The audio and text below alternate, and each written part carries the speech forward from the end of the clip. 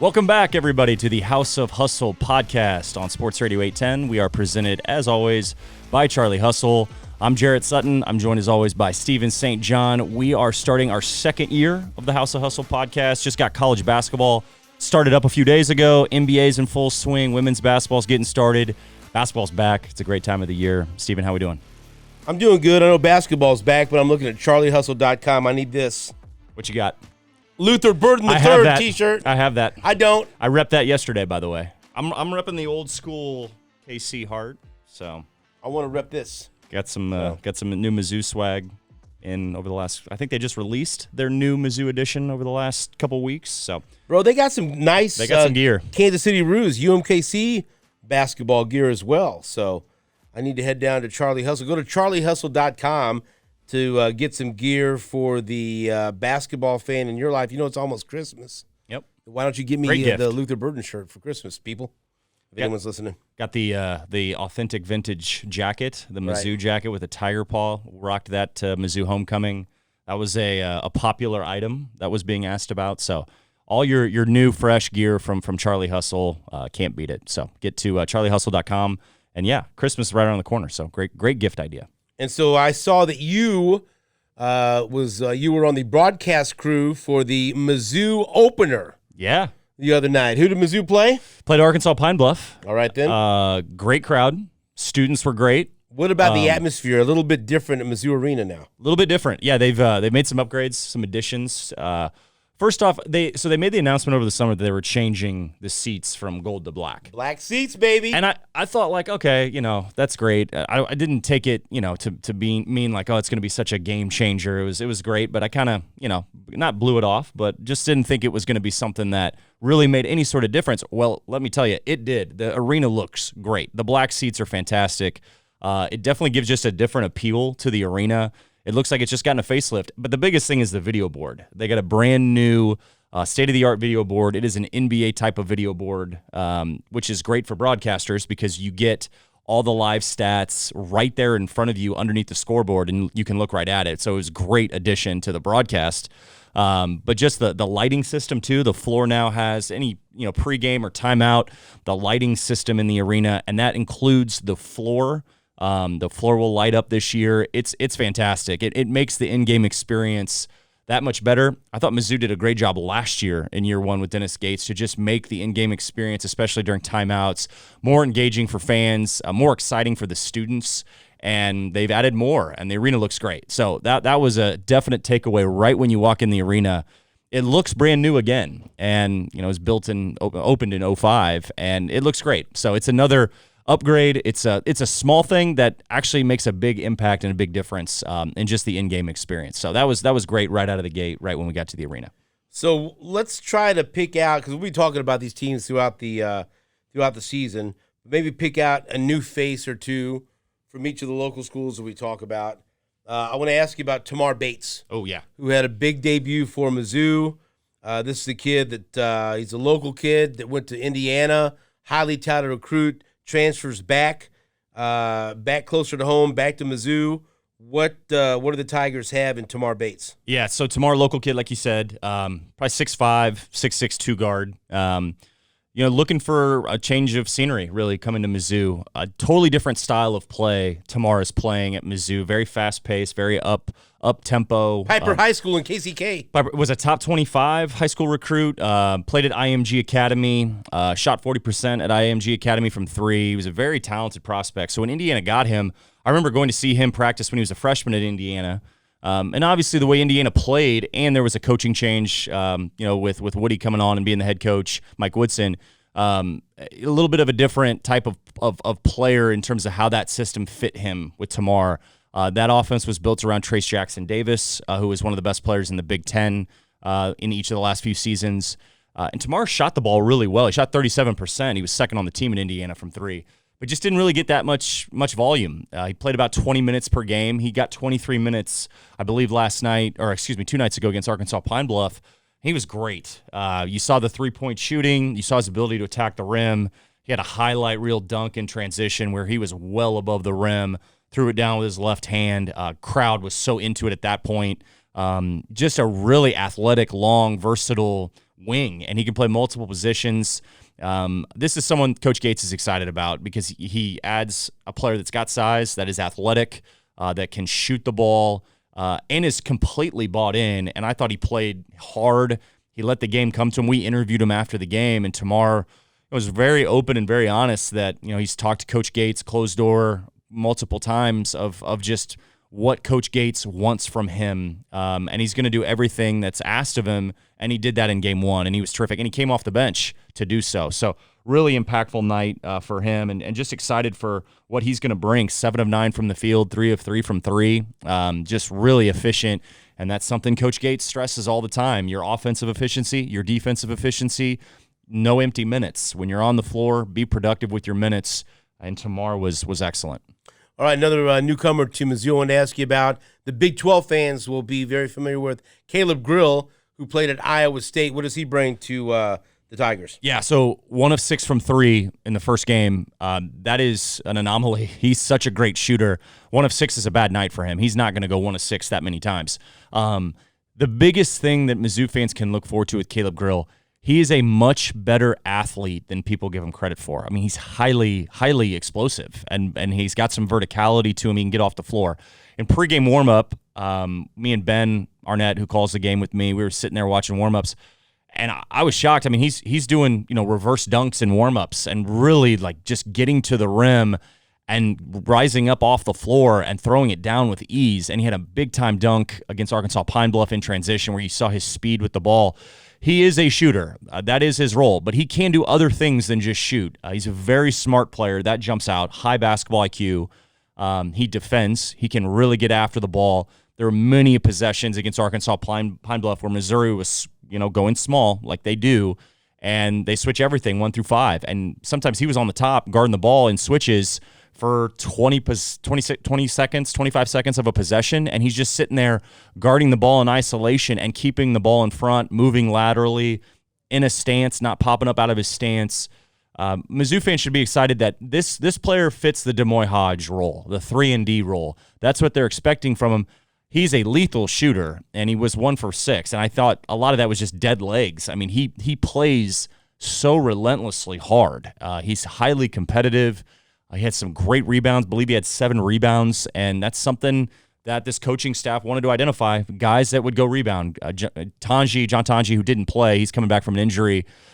Great rebounding guard. Tamar Bates, really good rebounder when he sticks his nose in and goes to the glass. That they have guys that will go rebound the ball. Obviously, they've addressed size in other areas at the forwards, at the center position. But this Caleb Grill, he's going to be an impact right away, and I would expect him to start most every game. Coach Gates really changes the starting lineups. He changes his rotations. We saw that a lot last year. That's going to continue to be the case this year. They have so many guys they can play. That's the depth piece to Mizzou. But Caleb Grill, huge part of what this Mizzou team is going to be this year. They needed to add rebounding. Yep. Size. Did they do it?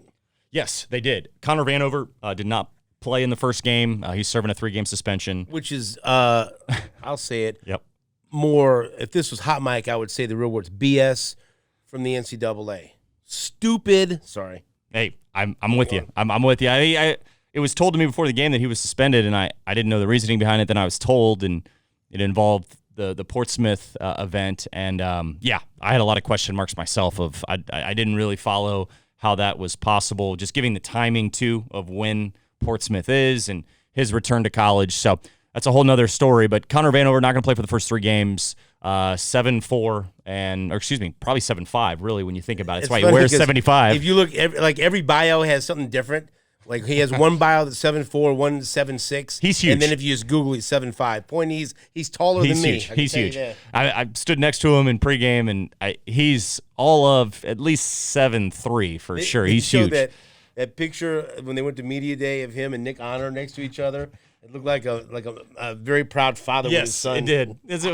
It was the tale of two sizes there. And speaking of which, I mean, great to have Nick Honor back, right? In terms of bringing back. It's an honor. It's an honor. It's great to have a guy that takes care of the ball, great assist to turnover, best assist to turnover, returning to the SEC. So, but yeah, I mean, size in terms of Connor brings obviously great rim protection. He led the Summit League in block shots, Defensive Player of the Year, first team All-League at the Summit League, has SEC experience, played for Eric Musselman at Arkansas. He's a guy that I'm curious to see how he gets incorporated into how Mizzou defends, because they're very switch heavy.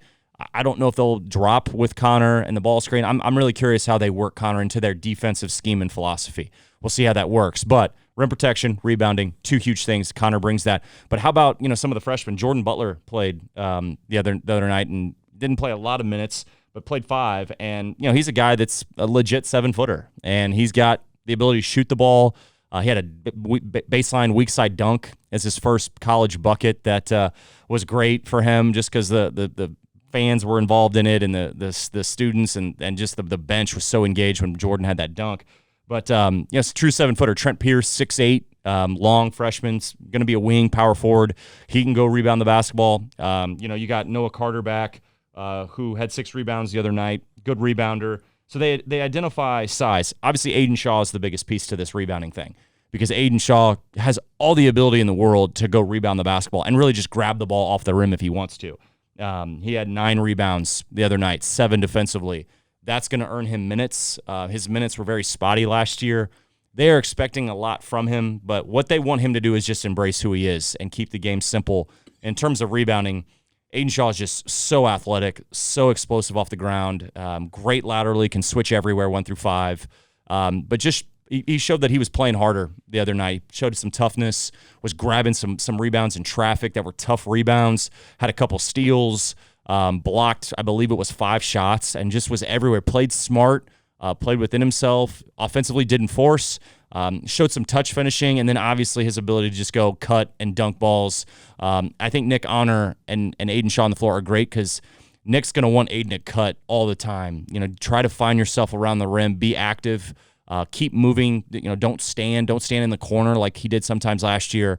And when you have Nick Honor, who is a pass-first point guard, and Sean East, who's a pass-first point guard, this team shares it. They're very unselfish. I hope Aiden Shaw, gets 8 to 10 points just off cutting, just being active, move without the ball. You don't need the ball in your hands to be productive.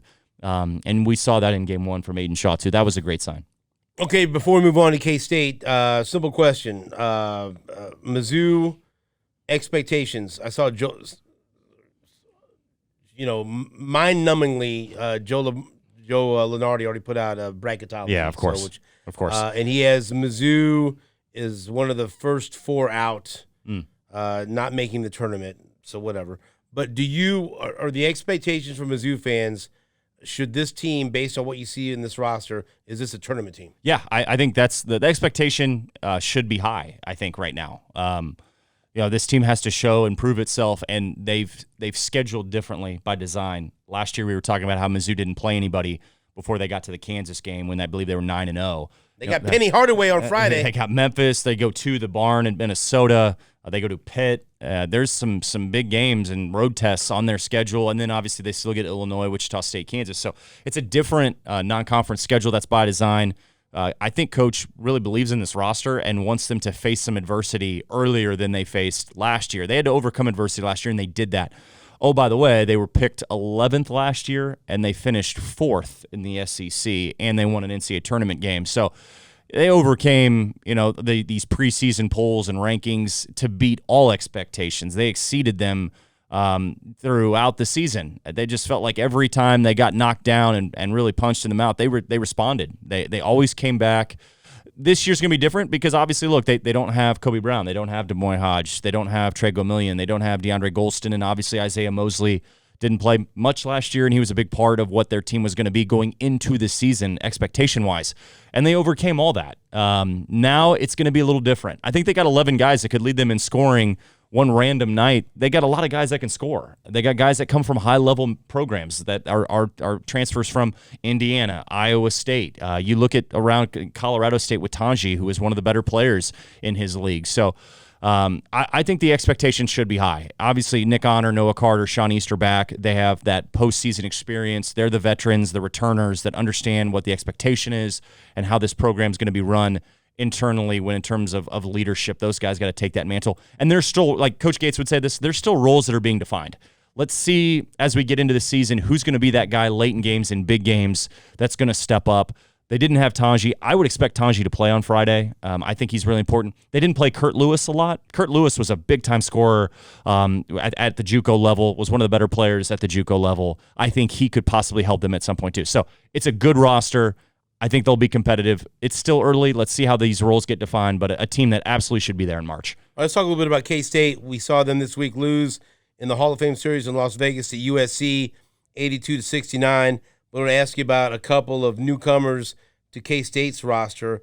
It's always interesting to see a player that was really, really good in a smaller conference make his move to a big conference to see how how he can make the transition.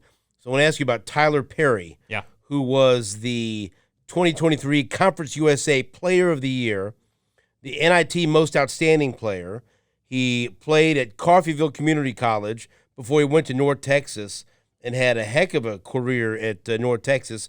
Has 1 year to play at K-State. And I'm looking at Charlie Hustle. If you want to go look, K-State at charliehustle.com. He's already got a T-shirt that says Mr. Big Shot. Big Shot. Tyler Perry. Yep. And he's only played one game for K-State.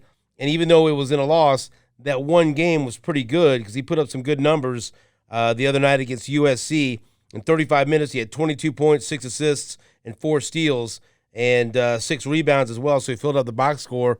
What about this guy? That's a great acquisition, a Conference Player of the Year that had great success in 2 years at North Texas, and he can come in and obviously add instant production for Jerome Tang. Yeah, they're losing Marquise Noel, obviously Keontae Johnson, 2 big pieces of that team last year that had such great success. And, I think when you lose 2 key players, I mean, we just talked about this with Demoy Hodge and Kobe Brown, like kind of similar stories of a roster that has newcomers to it, impact transfers.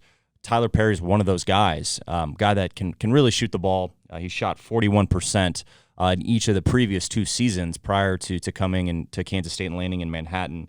A guy that, I think the assist numbers are what I'm going to keep looking at for Tyler Perry because he's very much a score-first guard. He's undersized. He's 5'11". So you look at last year with Marquise Noel, undersized point guard.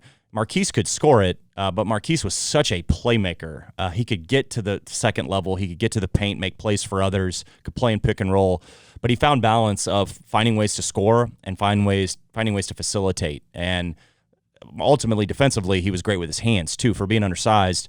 He would get beat at times, and obviously the mismatches in terms of just size, yes, but Marquise was very good defensively, too, and obviously the competitive dog that Marquise Noel was. I mean, highly competitive, great leader, all those things, and something that Keontae Johnson and Marquise Noel did such a great job of is just sharing that mantle from a leadership perspective. That's going to be missed, and that's something that Coach Tang's got to really find of who are your leaders, who are your guys that are going to carry you. Naquan Tomlin, his situation off the floor is impacting the start of this season for Kansas State. He is their best returner, obviously. He is a guy that can change the game with his size and athleticism. He has improved, too, with his jump shot. I know Kansas State fans are waiting patiently to see what happens there, but when you look at Tyler Perry, great start for him. Great night. USC is a very good team, and I think K-State in that game, they missed some bunnies, missed some layups. Defensively, they had some breakdowns for sure. But this is a team that can score the ball, and I don't worry about them shooting. I know they didn't shoot all that well as a team. A lot of volume, but not a lot of made shots, and some of that comes down to shot selection. And a lot of that is just your first game. I think this is something that every team deals with. That first game, there's a lot of adrenaline. There's a lot of energy. It's not practice. It's a game now. And sometimes guys can get off script. They can force a little bit. The excitement and that adrenaline rush can kind of maybe take over. And, you got to stay focused. And I think sometimes there was some lost focus there offensively in particular. But K-State's going to be fine. It's a good test right out of the gate on the road against a really good USC team that is very talented. They arguably, Isaiah Collier is a really good player. He's going to be in the conversation when we start talking draft down the road. Just a tremendous point guard and a great scorer. And look, it was a game K-State's going to learn from and grow from. But Tyler Perry's going to be a huge, huge key to this team all season. But can he score it, and can he find that balance as a passer and as a point guard? That's going to remain to be seen for him. Here's another interesting transfer. Arthur Kaluma from Creighton ends up at K-State.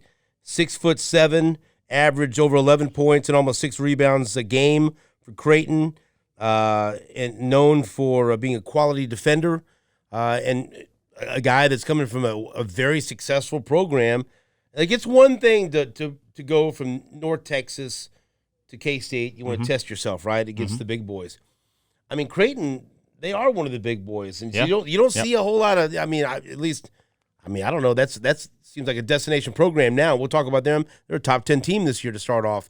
But what about Kaluma going from Creighton to K-State?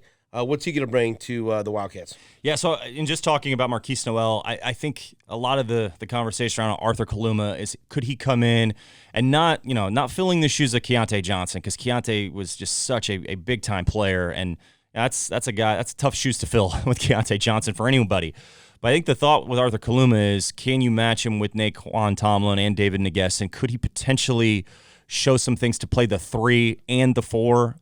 Primarily he was a 4 at Creighton. You mentioned it. Creighton's a great team, well coached, great system, great structure in terms of what they've done in the Big East, and obviously great season last year. Everybody pretty much back for the most part, outside of a few.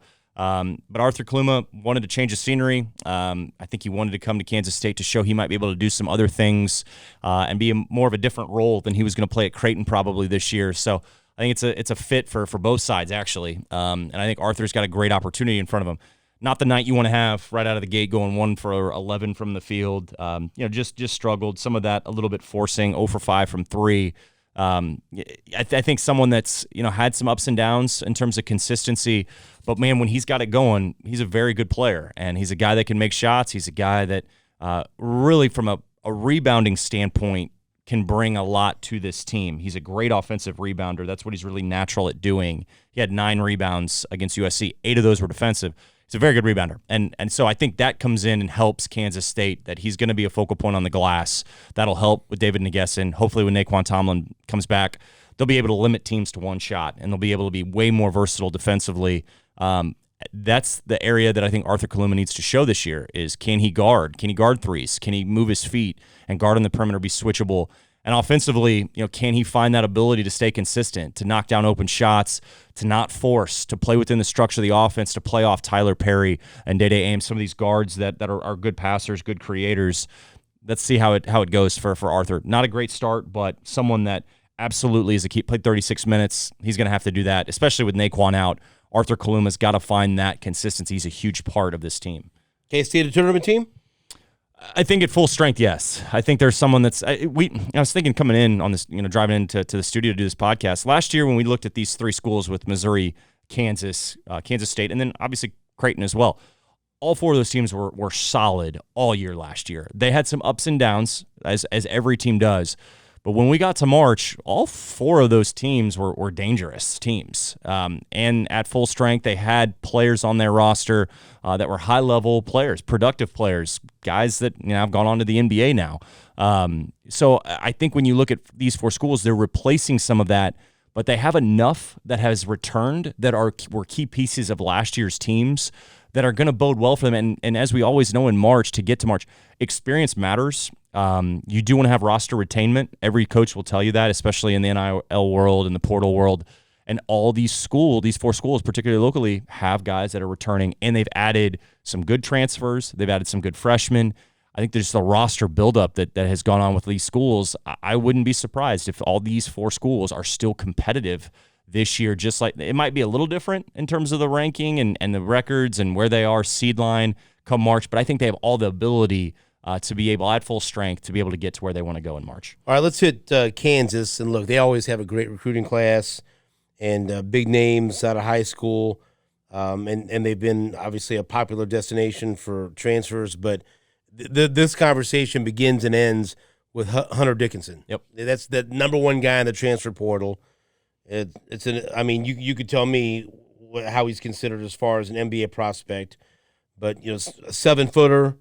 Averaged 18.5 points and 9 rebounds a game for Michigan. Just an absolute stud and was the crown jewel of the transfer portal. How good is he, and how does he fit into what Bill Self does at Kansas?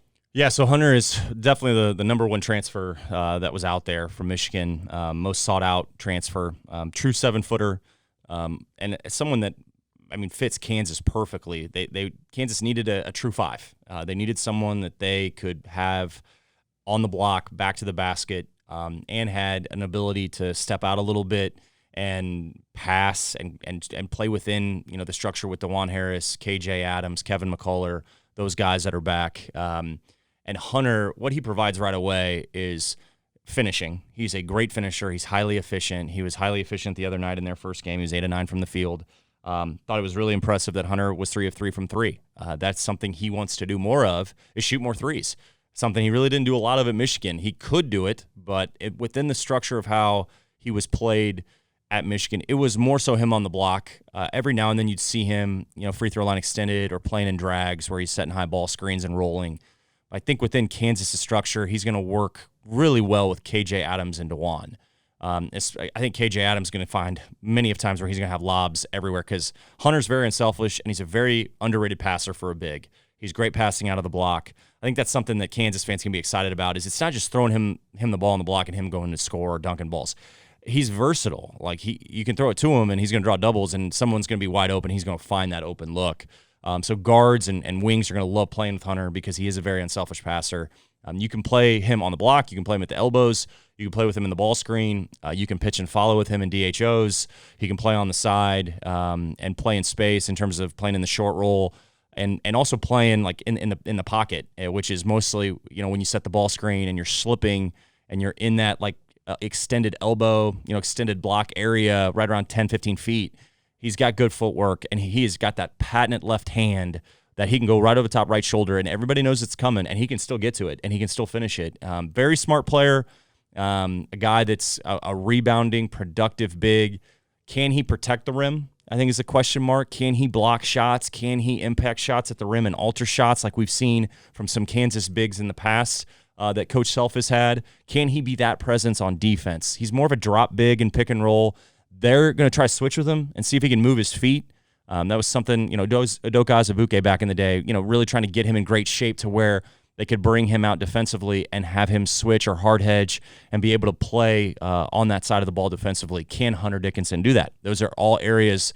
Hunter's got some heavy feet, but he's in tremendous shape. He's a great athlete in terms of his conditioning level. But can he show he can move his feet on defense? That's a big question with Hunter. But obviously should be in the conversation for Big 12 Player of the Year and National Player of the Year. He's that good. He's that consistent, and it's one of the better pieces to one of the power schools right now at the top. It's the reason why Kansas is ranked so high.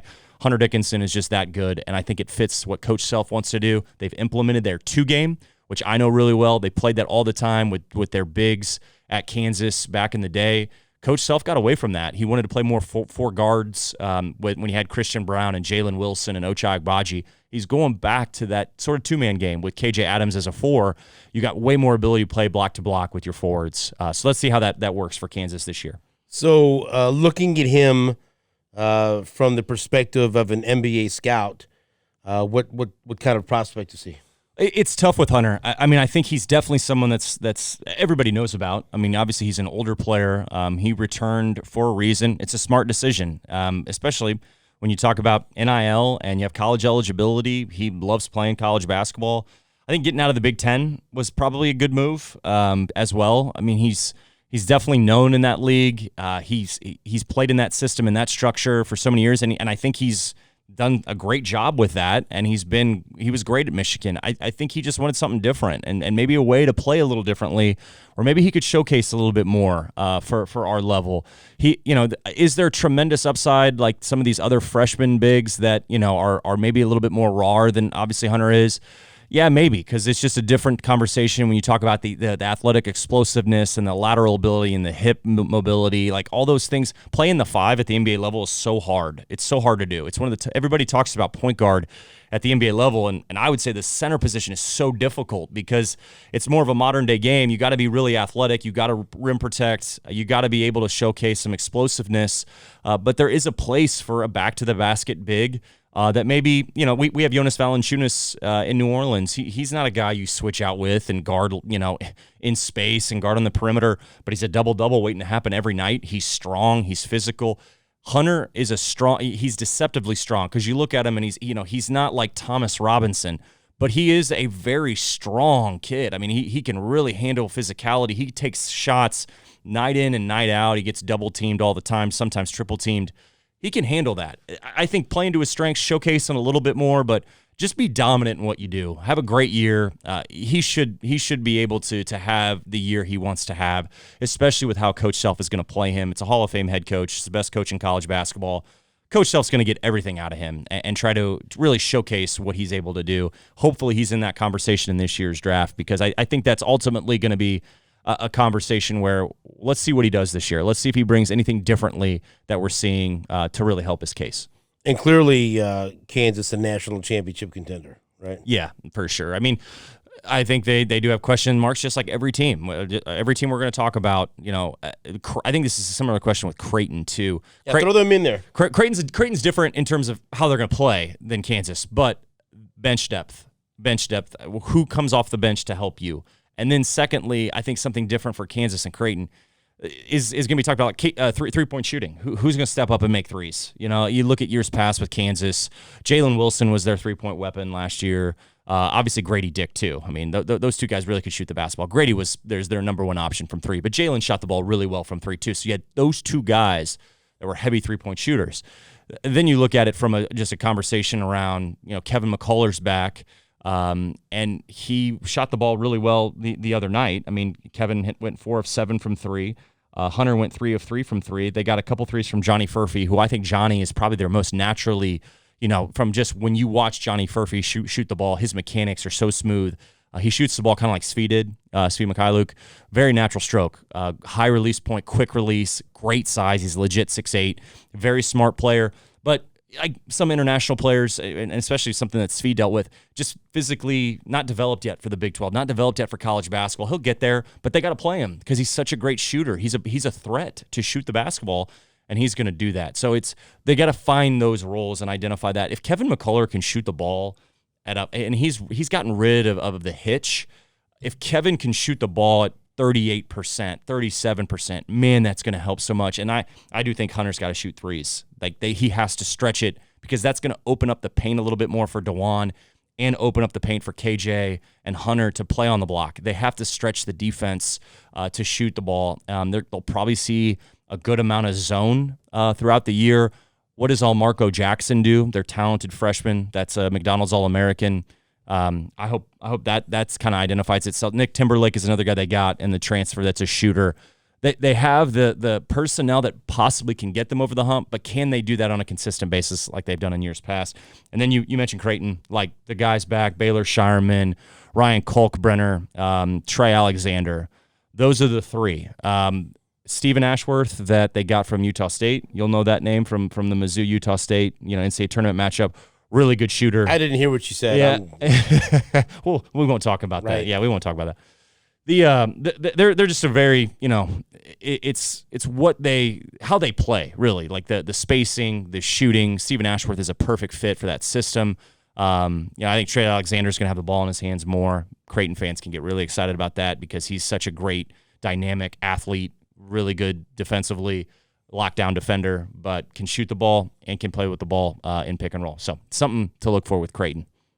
I thought the Mizzou-Princeton game was stupid. Yeah, that was rough. Not a good day for Kobe Brown and Moy Hodge not to have their best nights. Okay, so we're going to end our first episode. I'm going to put you on the spot. Love it. I didn't even prep you on this. Okay. There's an article we talked about on the morning show today on the Border Patrol on Sports Radio 810 WHP. I quizzed Nate Bucati on this. He failed. He really didn't, but I just want to say that he failed. So at CBSSports.com, they had an interesting article where they had a panel of college basketball writers, including Gary Parrish and Matt Norlander, vote on a top 25 of college coaches. Ooh, okay. Active college coaches. And it's an interesting time right now. It feels like the time of transition because so this past offseason, we said goodbye to Jim Boeheim and Bob Huggins as active coaches. Yep. And then very recently, Mike Krzyzewski, Jay Wright, Roy Williams. And so when you came up with a top 5 of active coaches, you knew Jay Wright was going to be in there. You knew Coach K was going to be in there. You knew Roy Williams was going to be in there. Huggy was probably going to be in the top 10 somewhere. Boeheim, he had to mention him.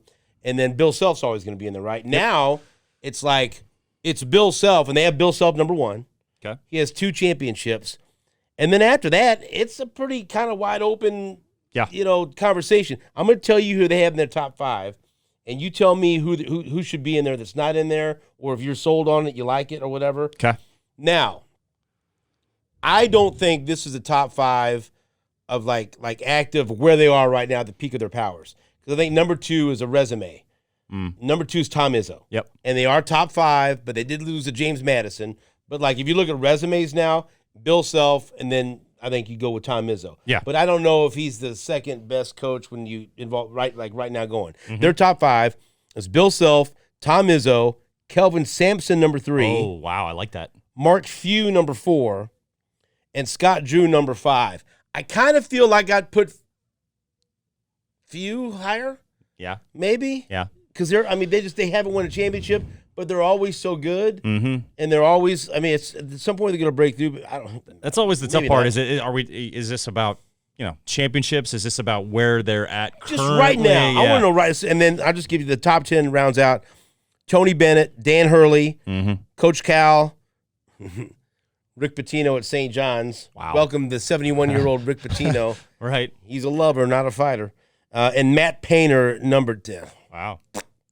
At number 10. So no Nate Oates. Nate Oates is, give me names out there with it. Nate Oates is number 19. Okay. Eric Musselman. Eric Musselman took his shirt off and then was ranked number 12. Okay. Nate Oates at 19. Wow. Oh, you're hitting him. Come on, let's see how All many more right. you can name. Let's see guys here. who think this should be in consideration here. Let me ask you this: is Juwan Howard in the top 20? No. Okay. Let's see. Let's go with. Let's go with Shaka Smart. Shaka Smart. This will make Nate Bukaty furious. He's number 16. Number 16. Wow. Okay. And that, I think of the Big 12, Scott Drew, Bill Self in the top 5, and now Kelvin now with the okay. Let's go with where's Rick Barnes in this conversation? Rick Barnes is in it. I have previously looked at this list. He is number 20. Number 20. Okay. I'll just give you the rest of the names. Yeah, I was going to say. And so Bruce Pearl's got to be somewhere in there, right? Yeah. So Painter's 10, Mick Cronin's 11, Eric Musselman 12, Bruce Pearl 13. Then it goes Tommy Lloyd, Randy Bennett, Shaka Smart, Greg McDermott, Ed Cooley, number 18, Nate Oates 19, Rick Barnes 20. Ed Cooley ahead of Nate Oates and Rick Barnes, whatever. Sean Miller's 21, Jim Larinagas 22, Chris Holtman 23, Brian Dutcher's 24, Buzz Williams 25. I love that McDermott's in the top 20. Okay. That sticks out. I'm a big McDermott fan. I love how I liked him when he was at Iowa State. So I've always been a McDermott fan, and what he's done at Creighton, the way he plays, the style of play, just going to his practices. He's just I think he could be an NBA coach personally. But I think, Kelvin Sampson being up there, I like that. I think sometimes he doesn't get enough respect. I'm really curious to see how Houston does in the Big 12. And does Mark Few and Gonzaga end up in the Big 12?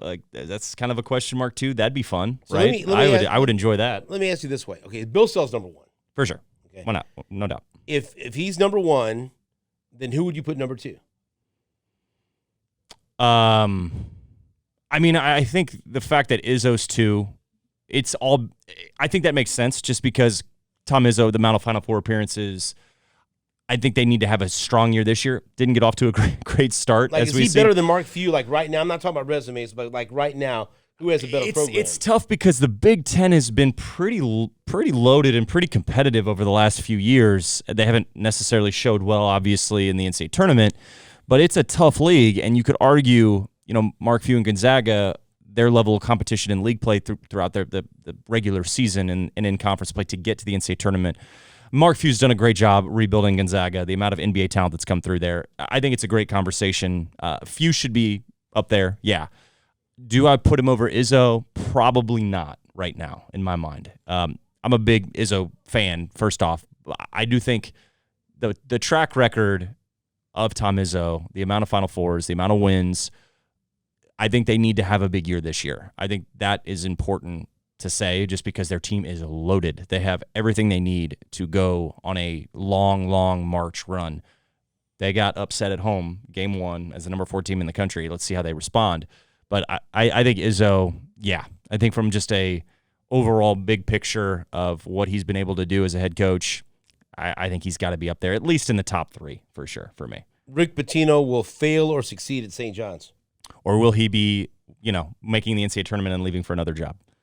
Is that a success or a failure? So you don't think it's a destination for him? I don't think so. I think he'll look for another job personally, but I think he'll succeed there. I was listening to his post game last night. They played their first game and won, and you can tell he definitely wants to, try to paint himself that he's coaching in a much different way than what he was doing in the past. He's trying to he's trying to play a different style. He's trying to coach differently and motivate differently. I appreciate that he's trying to evolve.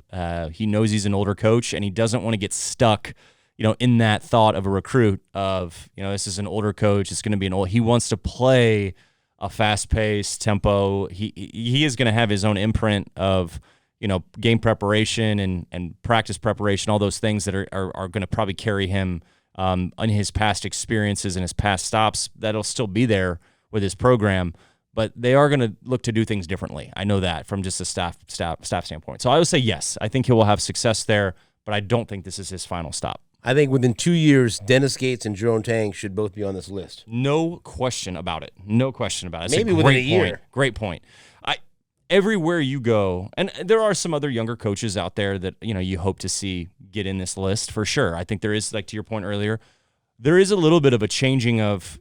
There are some older coaches that are still here that are evolving with the NIL piece. There are some coaches that have moved on, and some of these younger coaches and these long-time assistants that are getting opportunities. Tommy Lloyd was a great name there of a guy that is doing a great job, and I think when you look at this list, there's some names on there that you're like, where's this going to be next year and in 2 years and in 3 years? We might be talking about some other guys for sure. I think Dan Hurley will be knocking on the door right behind Bill Self in a couple of years. I like Hurley a lot. And they got a lot of parts back. We drafted Jordan Hawkins from that national championship team. I think he's done a terrific job. And you look at, the league UConn is in, very competitive basketball league. They're there right there with Creighton and Marquette and Villanova and St. John's, and that league is going to be fun to watch this year. I think from just looking at it from a high level overview of where coaches are at, and I see sometimes these rankings, and there's coaches like we just talked on this with Izzo that are just those older names that you're thinking, okay, what have they done recently? But they do have a track record there. But then there's some of these younger coaches that are coming, and Dennis Gates and Jerome Tang are absolutely two of those coaches that can do that. All right, that's it for the first episode of this season of House of Hustle. Love up our sponsor, our wonderful friends at Charlie Hustle. Charlie Hustle, thank you for everything you do for us, first off, and this podcast. But thank you for everything you're doing for everything local, for everything Kansas City sports fans, and now with your college department and where the college growth has been, not just from the local schools, but all the schools around the country now. Especially, Tyler Perry getting some NIL love, and the players, Marco Jackson's got his shirt out for KU fans. So great place to get stocked up with your local teams and local schools heading into the college basketball season. And like you said, Christmas right around the corner. I've had some Charlie Hustle gifts in the past for Christmas, and let me just tell you, I rep it proudly, just like I'm doing today, always. Thanks ahead of time for my Luther Burden III T-shirt. I appreciate that. I rocked it yesterday. And until the next episode, we got some great guests coming up. We have Sophie Cunningham. We're going to have Phil Pressey. We're going to work on getting some NBA guests, some of the people that you have close ties with in the NBA and in college basketball. So we're going to have a lot of guests and a lot of fun this season. Yeah, it's going to be fun. I'm happy to be doing this for a second season with you personally. Just always great to share the airwaves with the great Stephen St. John. But really excited about the season ahead and the interviews we'll be bringing you and all the content across college basketball, the NBA, and everything in the hoops world. And just remember, until the next episode of House of Hustle, Kansas City's for hustlers, baby.